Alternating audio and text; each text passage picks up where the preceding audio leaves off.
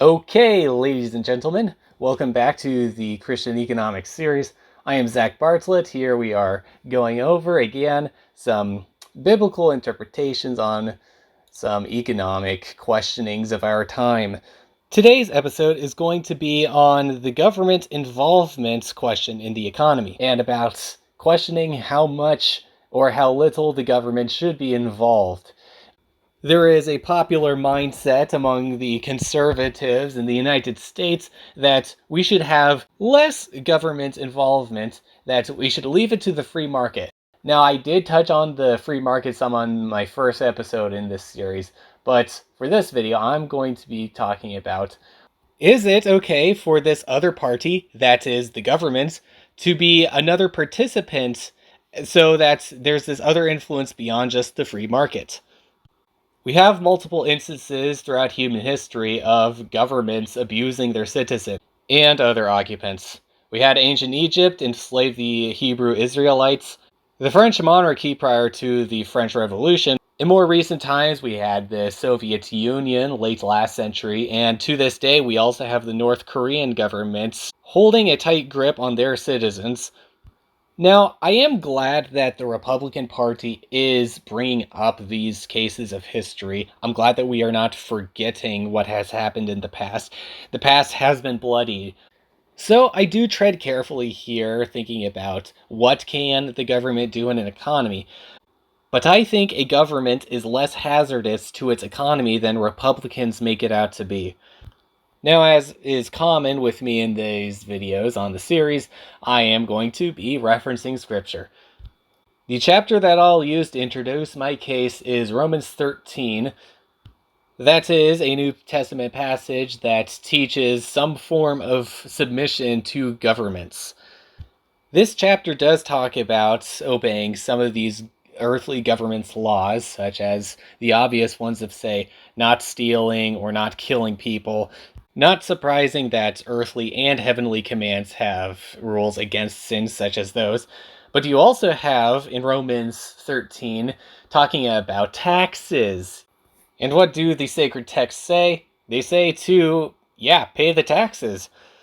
This specific passage here is a huge reason why I am offended when we have, say, these rich people. I'm not necessarily going to paint all rich people that way. But if you have rich people dodging taxes with loopholes, using these tax mechanics in ways that they were not intended to be used as, although it is technically legal under the written law in the US, it's basically like a cheat code that people should not be using. I don't think it fulfills what Romans 13 is talking about. And I'm guessing that there are some people out there that would be arguing that, those rich people are dodging the taxes and we're suffering for it, but they argue that there are legal ways for more common people like me to dodge taxes legally. But for me, no, I'm not going to do that. Romans 13 is a command for me and the rich people, and even if the rich people are not obeying that, that doesn't excuse me to do the same thing. Reference the second passage of the video, 1 Thessalonians 5:15. See that no one repays another with evil for evil, but always seek after that which is good for one another and for all people. But this talk about paying taxes is not the only reason I bring up taxes in that Romans chapter. Because let's remember about what the reason even is behind the government having these taxes on its citizens. Considering God's command for us to love one another, it's apparent to me that the reason that the Bible commands us to pay taxes is the same reason that a lot of people on earth give for why taxes exist. They are not this arbitrary fee to make our lives harder. Instead, they are to pay for services that if the government wasn't taxing us on and they expected to, say, hand it over to the private sector, really we'd still be paying those fees in some way or another. And I'm going to guess someone listening to this video will think that the government is not going to manage these, what are public services like roads or schools. They're not going to manage them better than what the private sector can. And on that specific area, I'm not actually going to go into detail of the economic theory behind that because I am arguing in this video from a theological perspective, not just from an economic perspective. So if I trust the Bible and I find that the Bible has a straightforward explanation on something, then I'm going to go with that, even if I don't necessarily know what the economic reasoning behind it is.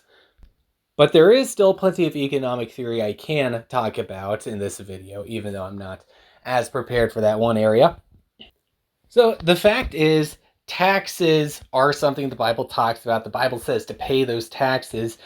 So it's apparent to me that those taxes are going into something that is hopefully going to benefit the citizens. There's a saying out there that taxation is theft, and really I don't agree with that statement. Are there times in the past where governments have abused taxes? Yes. Does that mean that taxes are always bad? No. And as you can tell, taxes are money, and money is a big part of economics. Therefore, the government does have some involvement in economics, despite what the free market thinking would suggest. And actually, for this next part, I'm going to read a quote from a book that is not the Bible, but it is still relevant to what I'm saying here. Economist Ha-Joon Chang wrote a book, 23 Things They Don't Tell You About Capitalism. You can tell by the book he is criticizing some of capitalism. He actually says in the book that he believes capitalism is a better system than others that humans have come up with. Though he has said that there is a version of capitalism that he criticizes that is free market capitalism. I don't know his distinction between capitalism and free market capitalism, what his definitions are, although less about the labels and more so about what specific policies he talks about here. Of those 23 things, the first thing that he brings up is, quote, "There is no such thing as a free market." Now, in each of the chapters regarding the things, he goes over first what they tell you in support of capitalism, followed by what they don't tell you. So in this chapter, thing one, the capitalists, according to Chang, are saying that the free market should be a thing, that free markets should be free, and as in free from government control, free from government regulation. But in the words of Chang, what they don't tell you is, quote, "The free market doesn't exist. Every market has some rules and boundaries that restrict freedom of choice. A market looks free only because we so unconditionally accept its underlying restrictions that we fail to see them. How free a market is cannot be objectively defined. It is a political definition. The usual claim by free market economists that they are trying to defend the market from politically motivated interference by the government is false. Government is always involved, and those free marketeers are as politically motivated as anyone." It turns out there is more than one major political party in the United States that wants some government involvement. You got the one that people point to a lot, the Democrats. But the Republican Party also has its own ways that it desires to have some government regulation. Not as much as the Democrats, but still some government regulation. Examples? Well, if you're watching this when I'm publishing the video, you likely think of the recent case of Donald Trump's tariffs. Now, there is controversy among that. But there are Republicans that support what Donald Trump is doing, believing that these tariffs are going to bring manufacturing back to American soil, allowing for more job opportunities for American workers. Now, yes, there is backlash on this. People are saying that it will instead really hurt the American economy. And actually, I myself am more of the pessimist side here. But if the tariffs do end up working for us, then good for us. Yet, that would not make me more of a capitalist, despite Donald Trump being a right-wing Republican man. And the reason for that is because tariffs are not a capitalist thing. Tariffs are a case of the government putting a fee on imports to deter foreign competition. Capitalism is about competition. Tariffs are something put in place by the government, while capitalists want less government intervention. And if Republicans want less government regulation, why are they so supportive of Donald Trump even being in the White House? They believe that he'll fix the economy when he is in the White House, exercising his position of government to better the economy. How about we take another thing that Republicans are in support of? Border security. We want to reduce illegal immigrants, and I agree. Let them come here legally, but as the saying goes, if they break the law to come here, they're going to break the law while staying here. But back to this government regulations stuff, this is the government stepping in to control borders, which really that is related to the economy. You have a government setting out these rules for the people and the businessmen to follow to conduct the business in an obedient manner.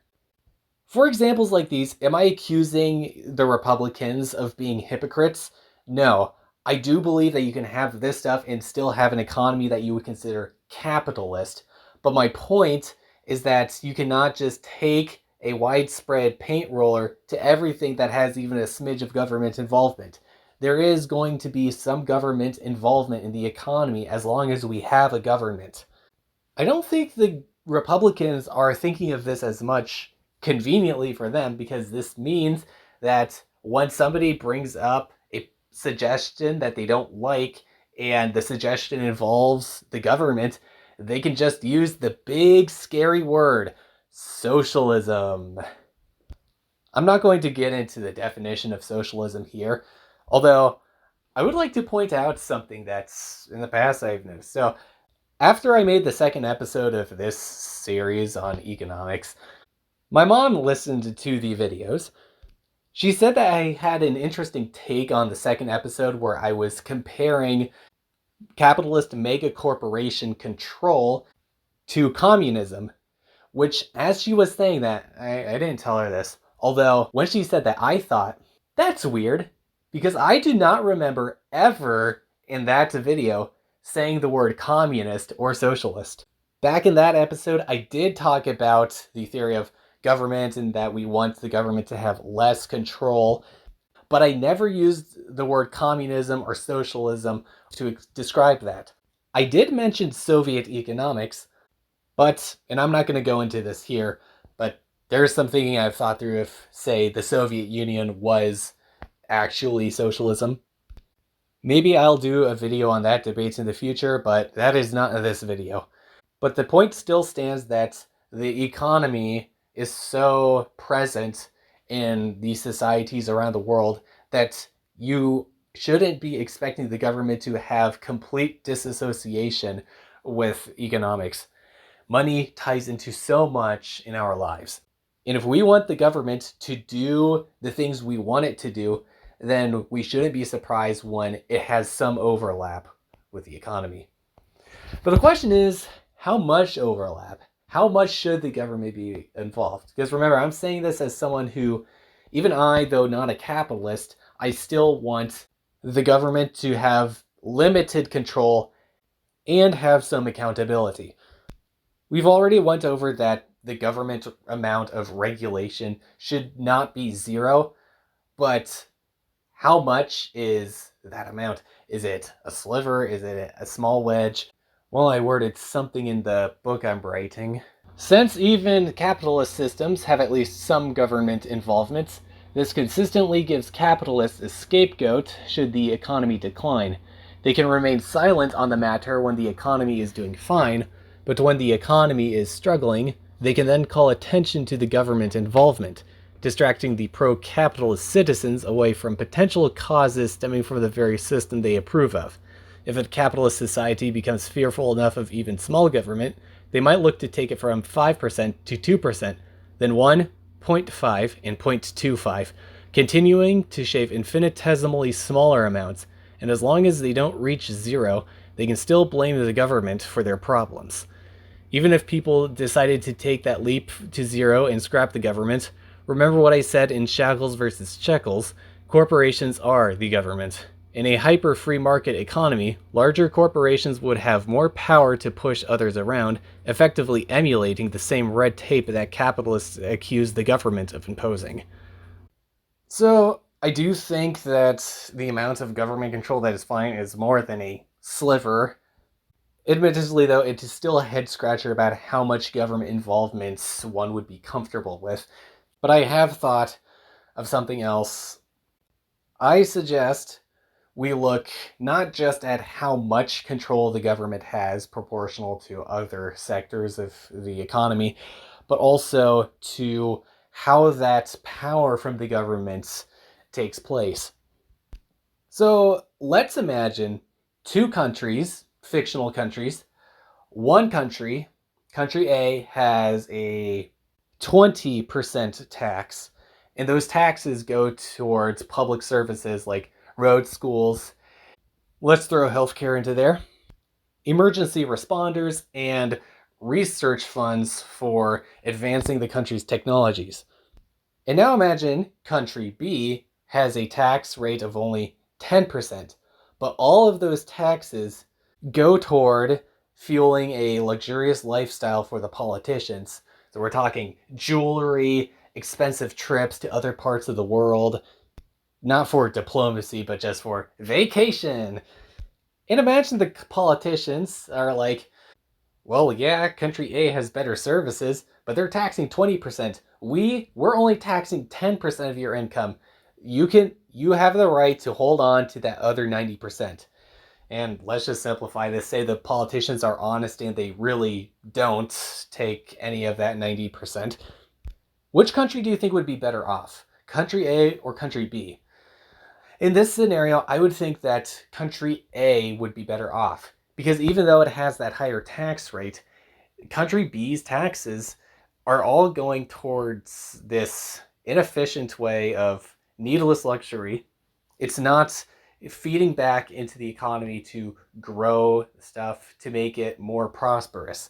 Not like you always need growth, but if you're not growing the economy, then at least it'd be nice to have that 10% to just keep that nice status quo for your people that you are supposed to serve. Which that supposed to serve part is something else I want to be talking about. Because remember about why do we even have governments in the first place? The American theory for this is that this is quite interesting. The American theory with the Constitution, Bill of Rights, maybe Declaration of Independence, those documentation stuff, it goes over that rules are not just for the people to follow. There are also rules that the government is supposed to follow, such as the Bill of Rights and the other amendments. A lot of those are regarding what the government is supposed to not do to the people. Also in American theory, the power that the government does have is supposed to be in service to the people. Even when it has these restrictions upon the people, it is supposed to make the society prosperous and with freedom. And how does the government manage to do that without being corrupt? Well, for us in the modern day, that's where democracy comes in. I know there's a lot of facepalm stuff that happens in democracies, as I myself live in a democracy, but at least the politicians do have at least some of that accountability that comes with remembering that they gotta win those people's votes, otherwise they're not gonna win the next election. And people are more likely to vote for you if you're not a jerk. What I also recall hearing with how the political system works in the United States is that you have these three major branches of government: the judicial, the legislative, and the executive.